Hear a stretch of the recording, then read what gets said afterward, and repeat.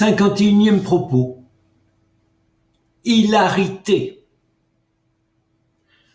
Une sottise fait rire plutôt qu'elle ne fâche. Une pensée qui provoque la haine a toutes les chances d'être vraie.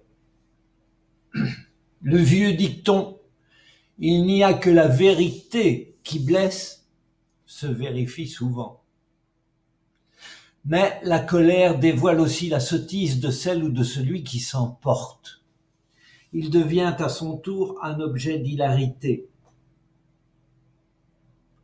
Peut-être est-ce la raison qui me pousse à écrire mes pensées iconoclastes.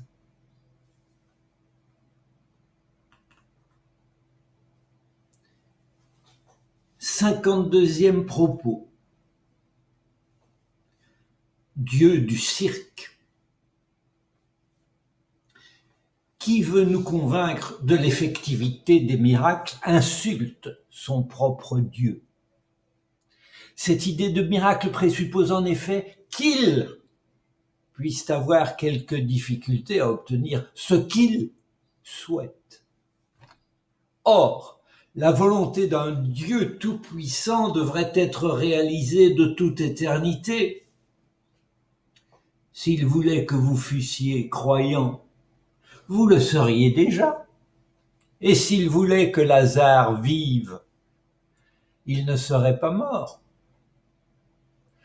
Seul un Dieu de pacotille en serait réduit à monter des spectacles de saltimbanque, marcher sur l'eau, produire des pains sans farine, sortir des poissons comme des magiciens sortent les mouchoirs d'un chapeau, etc., afin d'impressionner la galerie.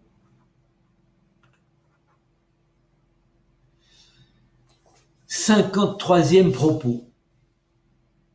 L'héritage. J'entends dire parfois, ce n'est pas le communisme qui est mauvais, c'est la façon dont il a été appliqué. Et cela résonne à mes oreilles comme si l'on m'avait dit, ce n'est pas fumer qui est mauvais, c'est le cancer du poumon. C'est qu'il n'y a pas 36 manières de réaliser le communisme. Il faut pour cela la dictature.